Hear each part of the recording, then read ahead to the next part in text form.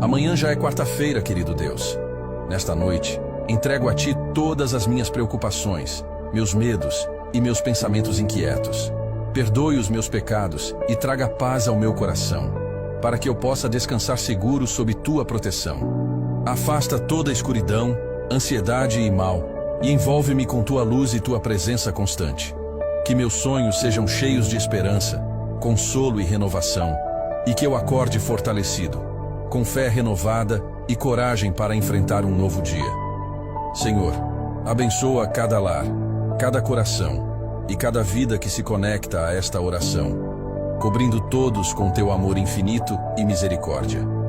Que possamos sentir Tua presença nesta noite e descansar confiantes de que estamos sempre sob Teu cuidado. Em nome de Jesus. Amém.